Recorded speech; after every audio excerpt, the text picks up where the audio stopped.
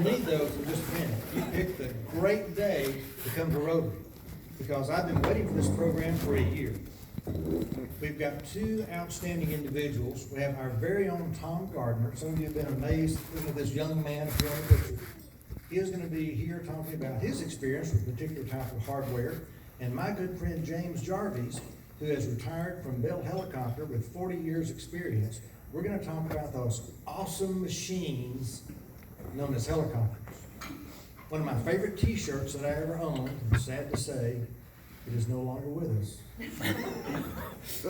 Had a great helicopter on the front, and it said this: helicopters don't fly, they beat the air into submission. No job.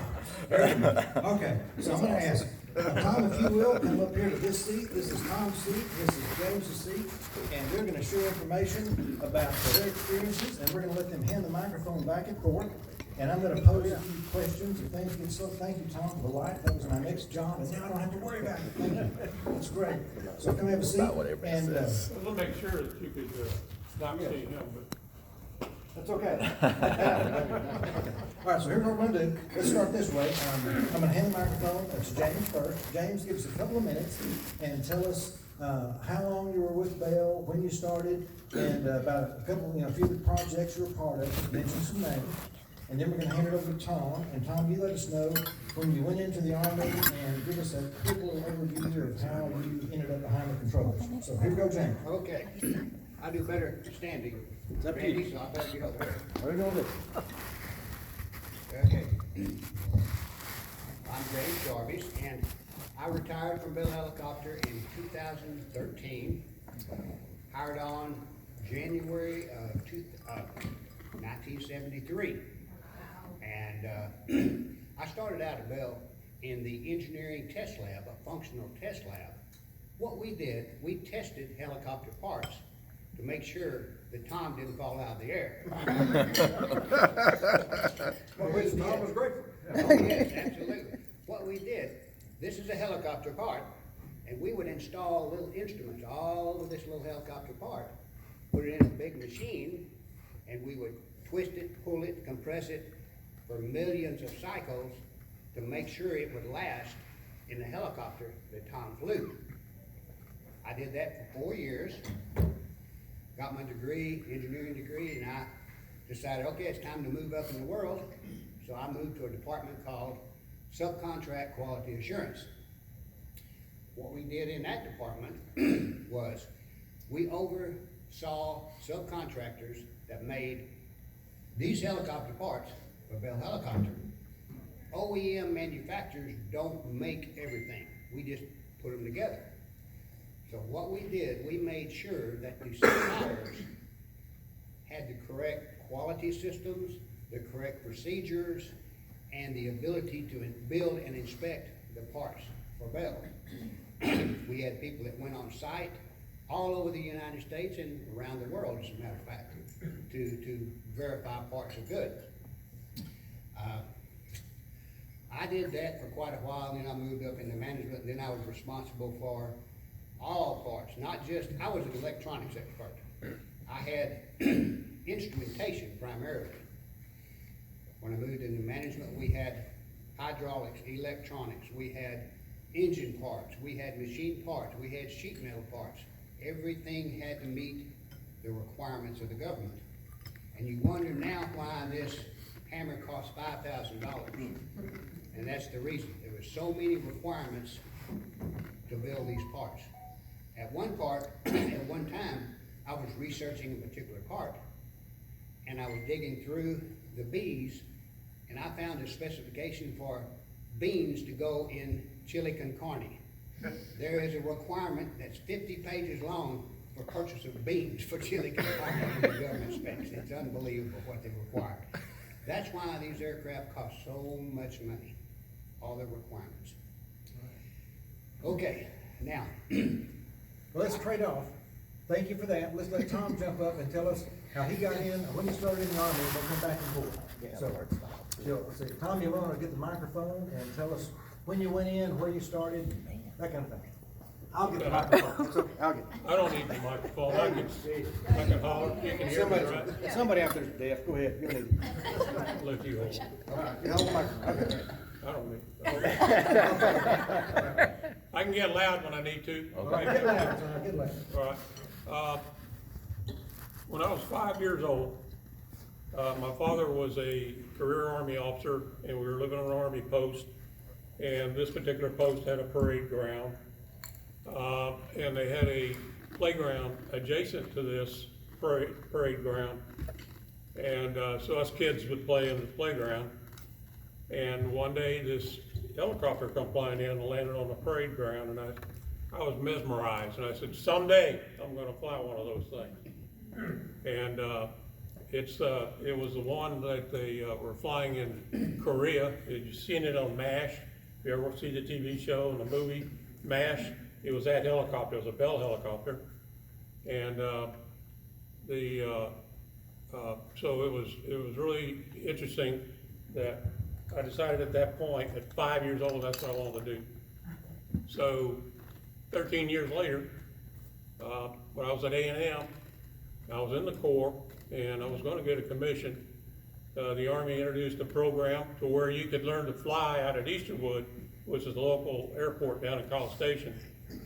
And you could learn to fly little Cessnas, fixed wings. And so I got my private pilot's license in that program. And then after I graduated from A&M, got my commission, and I went in the Army. And I went to Officer's Basic Course up in Fort Sill, Oklahoma. From there, I went to Fort Walters, which is west of Fort Worth at Mineral Wells. And at Mineral Wells is where we learned to fly helicopters. And the Army had purchased aircraft called the Hiller, which is a little observation kind of aircraft, but it was very versatile. It was a great little machine to fly. It looked like a lawnmower kind of thing, actually. And the Army bought 900 of these things for training purposes, to train us how to fly helicopters. And of course, if you crashed, then, they were easy to fix, so they didn't lose a lot of money. From there, I went to Hunter Army Airfield in Savannah, Georgia, and where I did have an opportunity to fly that original helicopter that I saw. The Bell helicopter, it's got the crosshatch on the boom, and we learned to fly with instruments, and they put these hoods on you, and all you can see is just what's in front of you in terms of learning how to fly with just looking at instruments and nothing else. And this was critical for bad weather, nighttime flying, so that you could not crash. And a lot of people, and they weed you out at this point in the program too, because a lot of people get vertigo. Because you could be sitting there looking at your instruments and you think you're flying straight and level and you're doing that. Or you think you're doing that and you're actually going flat. So it was an interesting experience. So you become instrument qualified, and then the next step is we actually moved into the Hueys and started flying Hueys. And so immediately upon graduation, Vietnam. Everybody went to Vietnam. So it's in a nutshell. All right, way to go, Tom. So, James, you talked about that helicopter you first saw. Tell us what model of Bell helicopter that probably was.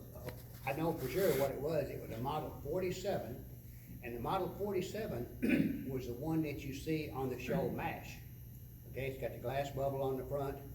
That was a particularly interesting aircraft because when it was first developed, it had a 6-cylinder, horizontally opposed engine in it. There was no turbines, at least for the first 15, 20 years. And then we converted to turbines a lot more efficient. But that was the very first aircraft that Bell Helicopter designed and built. We built 5,600 of those. Wow. And I was fortunate enough to where when I hired into Bell in '73, the last aircraft of the Model 47 came off the line, so I saw it. It was quite interesting. Now, while I'm at that point, I had a subcontractor behind the Bell plant in Hurst, right on the Trinity River. And he had refurbished an old Model 47 probably, now it's 15 years ago, but either way, I was at his facility, and he said, James, you want to ride in my 47? I mean, he even had the original 6-cylinder engine in it. I said, sure, let's go. So we rode, and we went to, fueled it up and came back. And Tom knows what an auto rotation is very easily. An auto rotation basically is, helicopters don't glide like airplanes. Helicopters go straight down. Now, your rotor system effectively is your wing on the helicopter. You gotta keep that rotor turning to keep it up in the air. Well, to do an auto rotation, which is your emergency landing, you basically, for lack of a better term, push in the clutch on the engine and your rotor's turning. And as you're going down quickly, the blades are turning faster and faster. And just at the right moment, you pull collective, which Tom knows what that means. That means you put this down at the top of my hands. If you remember sticking your hand out of a car like this, your arm doesn't go back, but you do that, it goes back. On your blades, when you do that, it creates lift. So at the last second, before you hit the ground, you pull collective, it does this, and it goes. So he said, James, have you ever done a auto rotation? I said, no. There you go. And my stomach stayed here, and in the last second, it just touched down very nicely. It was a scary moment. But that's, you only get one chance. There's no more than that. No kidding. And that's auto rotation. No kidding. That was a Model 47. Now, there were a number of developments along the way, but I'll just hit the biggies. The next one we had was the UH-1H, the Huey, which Tom flew. And Tom, you have a picture of the Huey in your slide set? Yeah. Is that convenient? That's the ones you see on your Vietnam pilot picking up the people and hauling the troops around. And those aircraft. There we go. Yep, that's the one. That particular one there has gun mounts on it, and those probably came out before the Cobras did, the gunships. But that particular aircraft was a very much an elemental aircraft, very simple compared to today's aircraft. Those, the controls were tube and cable activated. In today's world, you have electronically controlled servos and actuators and such, and the V-22 Osprey aircraft, the one right here, that takes off like a helicopter and flies like an airplane. It is fiber optic control. You have the fiber optics that actually control your actuators and your solenoids and such as that.